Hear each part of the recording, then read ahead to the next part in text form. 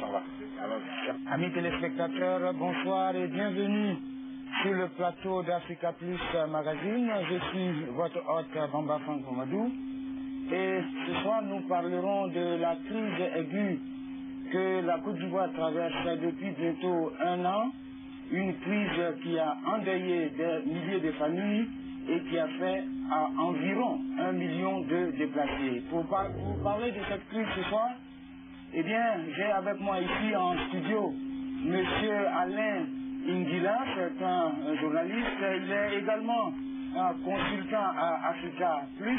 Et nous avons le plaisir ce soir pour parler de cette crise qui dure en Côte d'Ivoire depuis bientôt 10 mois. Eh bien, M.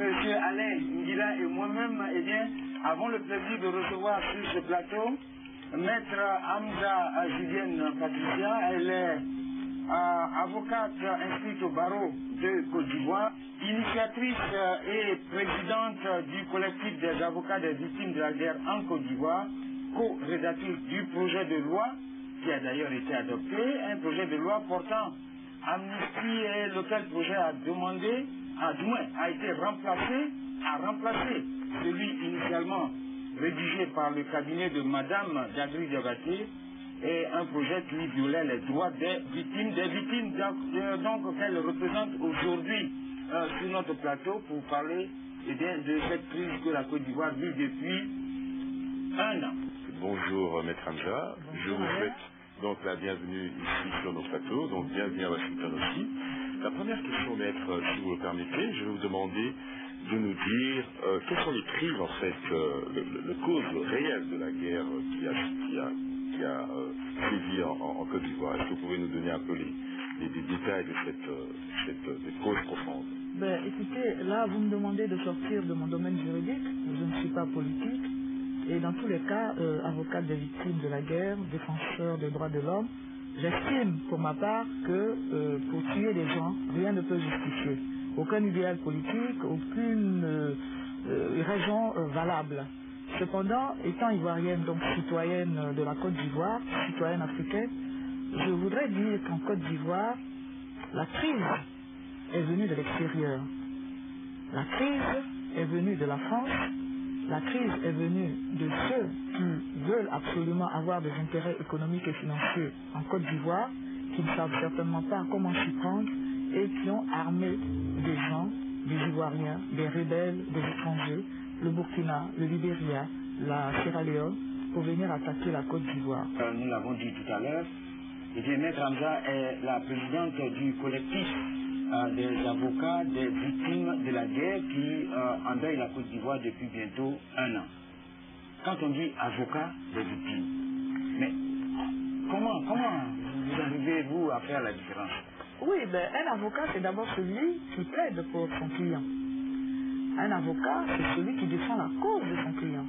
Un avocat, c'est celui qui vient et qui agit pour son client, c'est-à-dire qu'il est saisi, et c'est lui, en tant que technicien du droit, qui va donc gérer une procédure et atteindre l'objectif que son client veut atteindre.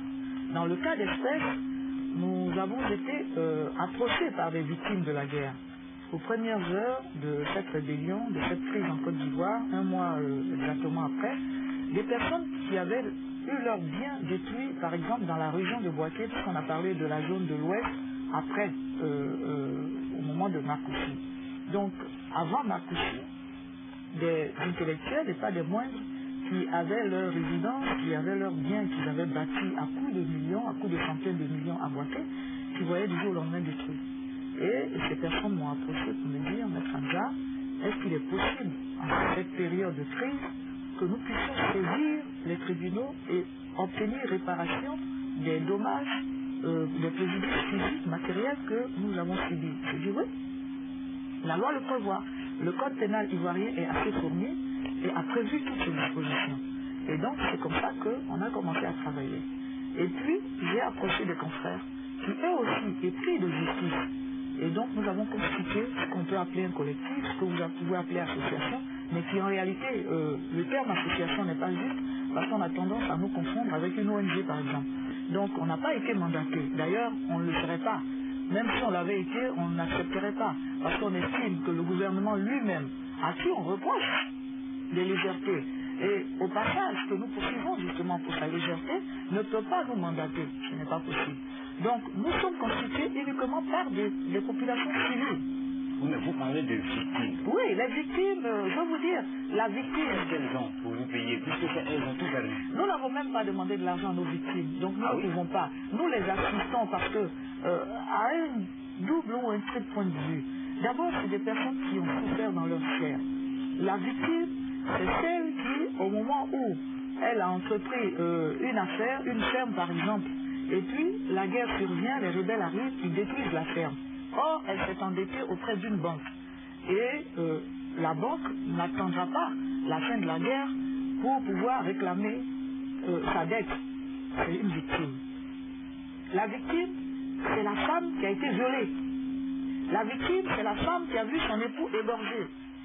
La victime, c'est celle qui a vu tout son patrimoine détruit, sa plantation détruite, sa maison détruite.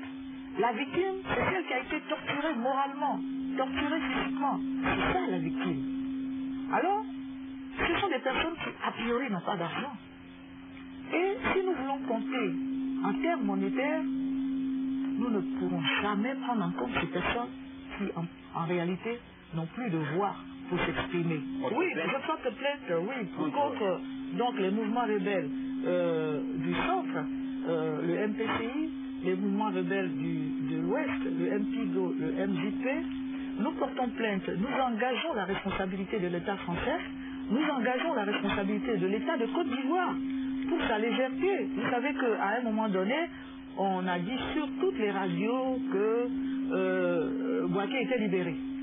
Les jeunes sont sortis, les populations sont sorties pour manifester leur voix.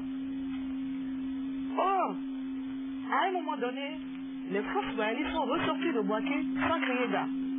On ne sait pas qui leur a dit de ressortir de Bouaké, laissant à la merci des rebelles toutes les populations et les jeunes gens. Il y a eu énormément de morts. Nous estimons que l'État, par sa légèreté, a occasionné ces Je pense que ça ne dépendait pas de l'État. Mais il appartient à l'État de s'expliquer devant les tribunaux quand sa responsabilité sera engagée. Ah, ok.